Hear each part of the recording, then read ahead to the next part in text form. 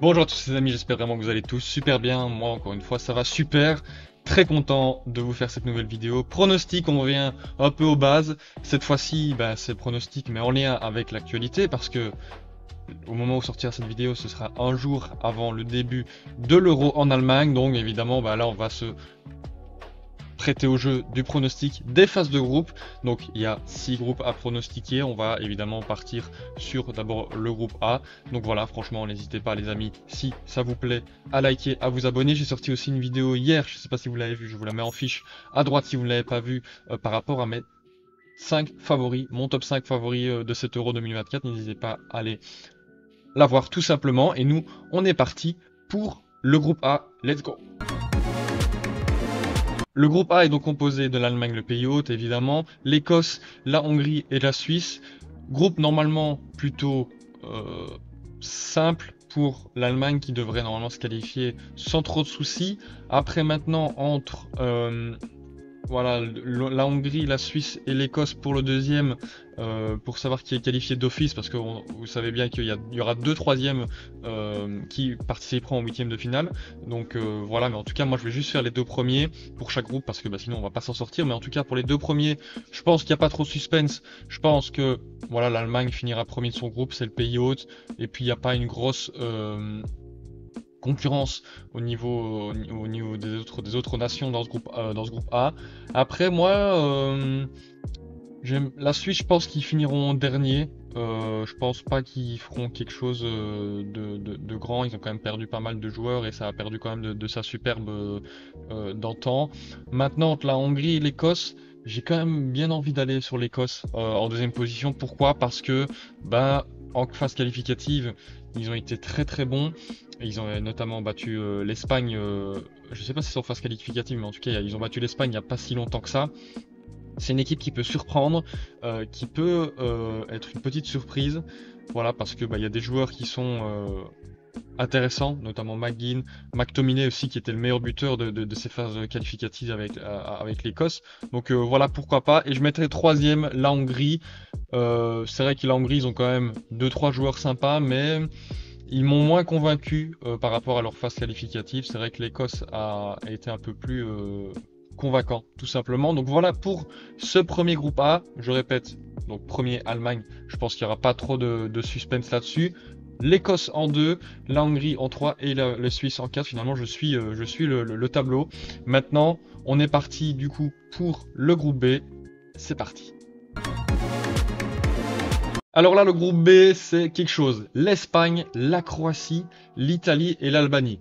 Bon, on va tout de suite démarrer par mettre l'Albanie en dernier. Ça, on va pas se mentir que ça m'étonnerait que l'Albanie vienne chercher beaucoup de points dans ce groupe B parce qu'il y a quand même trois grosses nations. C'est peut-être le groupe de la mort. Ouais, je pense que on verra bien les groupes d'après, mais je pense que celui-là, c'est quand même le groupe le plus relevé.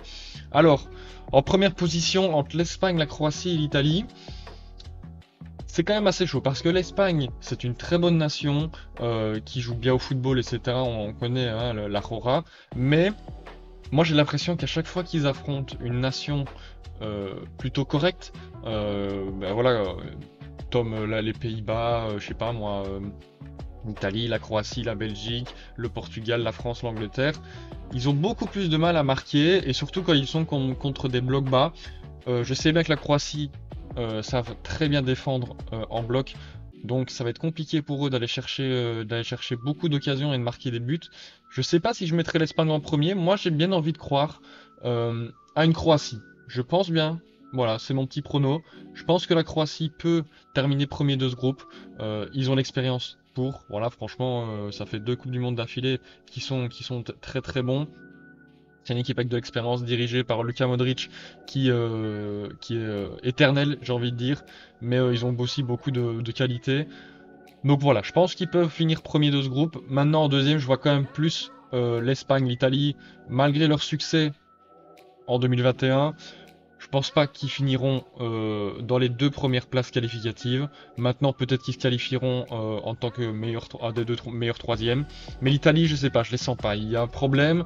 Mais après, c'est vrai que personne ne les voyait non plus gagner en 2021 et pourtant ils ont excellé avec un tournoi plutôt, enfin très bien réussi de leur part.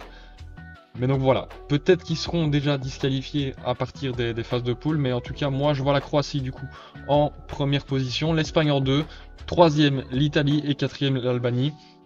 Donc voilà, je pense que c'est plutôt pas mal. Vous, n'hésitez pas à me dire en commentaire pour ce groupe particulièrement parce que bah, il est très relevé. Il y a quand même trois grosses nations dans un même groupe. Donc franchement, n'hésitez pas, ça risque de m'intéresser de voir qui vous voyez premier, deuxième, troisième entre ces trois nations.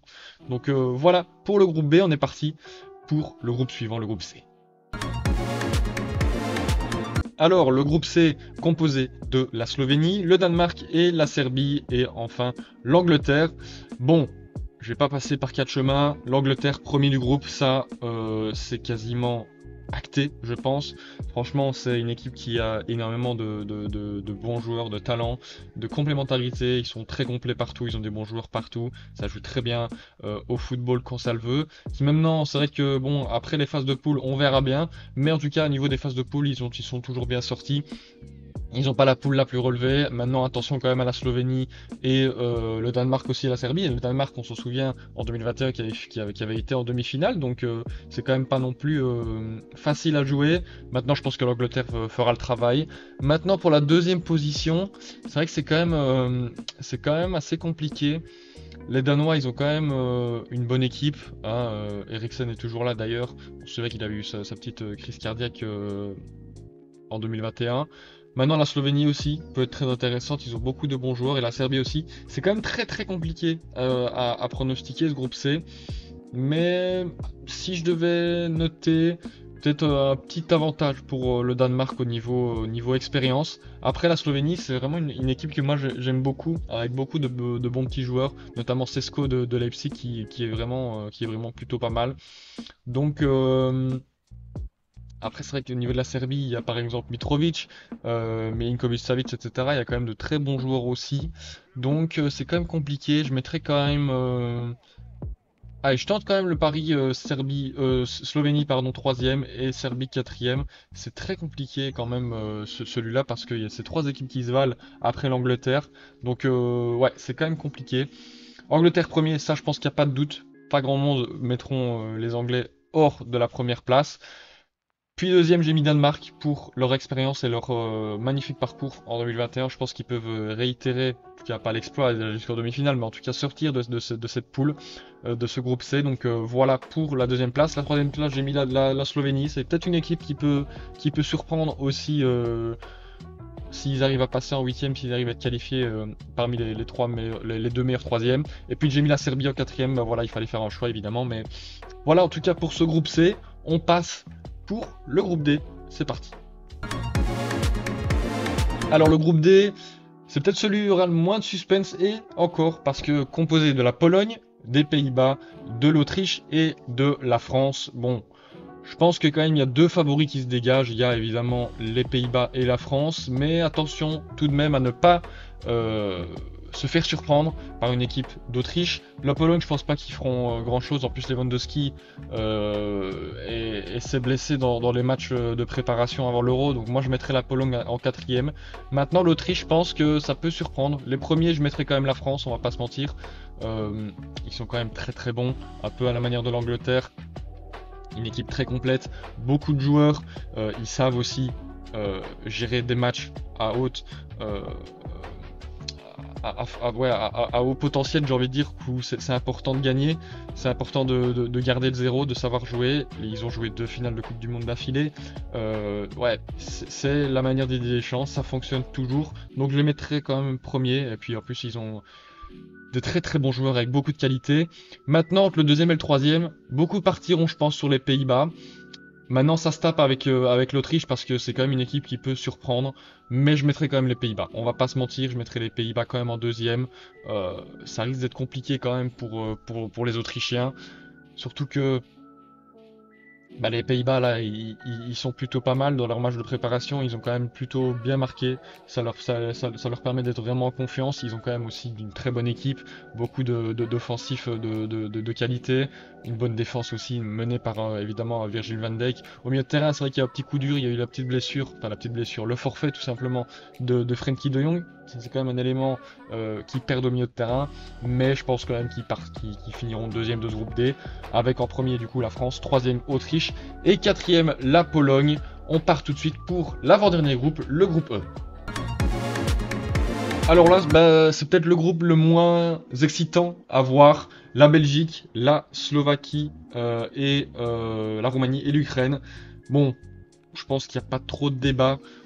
La Belgique, normalement, finira premier. Je dis bien normalement, on ne sait jamais avec la Belgique, mais je les vois quand même finir premier. Faut quand même pas déconner. C'est pas non plus les plus grosses adversités en face. Maintenant, entre la Roumanie, l'Ukraine et la Slovaquie, c'est quand même assez compliqué de donner un deuxième. Je pense que la Roumanie finira 4e. Ça, je les vois pas faire grand chose. Ils ont pas quand même une très très grosse équipe. Maintenant, entre la Slovaquie et l'Ukraine, qui finira 2e. Je verrai quand même peut-être plus les Ukrainiens. Moi, je pense que ça peut aller, ça peut passer les Ukrainiens. Ils ont quand même de très bons joueurs. C'est vrai que malgré leur conflit actuel, ils peuvent quand même essayer de penser à autre chose et se donner à fond. Et peut-être qu'ils vont justement avoir une force supérieure par rapport à ce qui se passe chez eux. Mais en tout cas, voilà, je pense que la Belgique finira premier. Ça, j'espère en tout cas, en tant que Belge, que la Belgique finira premier. Mais bon, au vu de l'équipe et de ce qui se passe, je pense que les Belges finiront premier. C'est pas le groupe le plus excitant, ça c'est vrai. Mais voilà, la Belgique normalement devrait faire le travail. L'Ukraine en 2e position selon moi. La Slovaquie en 3e position. Et la Roumanie en 4e position. Et on est déjà parti pour le dernier groupe, le groupe F. Let's go! Alors le groupe F, composé de la Turquie, de la Géorgie, du Portugal évidemment et de la République tchèque. Ça c'est quand même un groupe qui risque d'être très intéressant parce que c'est un peu comme le groupe je ne sais plus d'ailleurs, le groupe C je crois, le groupe C avec l'Angleterre où c'était compliqué quand même de dégager un 2e et un 3e. Je pense qu'en premier, au vu de leur équipe, le Portugal fera travail. Oui, il est pas très beau là, on va recommencer. Donc voilà, premier, Portugal, évidemment. Maintenant, c'est là où c'est le plus compliqué selon moi, parce que c'est quand même 3 équipes qui sont intéressantes, qui ont des joueurs intéressants également. Mais bon, je pense que ça va jouer à un mouchoir de poche. Là, si je devais dire qu'il y aurait... Je pense que dans ce groupe-là, il y aura un des meilleurs 3e, parce que... c'est quand même 3 petites équipes qui sont sympas à avoir joué. La République tchèque notamment aussi, qui avait surpris les Pays-Bas à l'Euro 2021, qui s'était qualifié en quart de finale face aux Pays-Bas. La Géorgie qui a quand même de beaux petits joueurs, Kvaratskhelia, Mikotadze, etc. Le gardien de Valence, j'ai plus son nom évidemment en tête. Et puis la Turquie aussi avec du Çalhanoğlu, celui de la Juventus, Yedlin, Arda Güler, etc. Il y a quand même du monde.